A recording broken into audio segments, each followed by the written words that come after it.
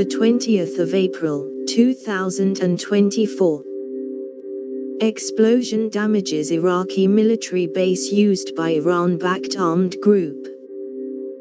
It was unclear who carried out the attack in Iraq's Babylon province, south of Baghdad.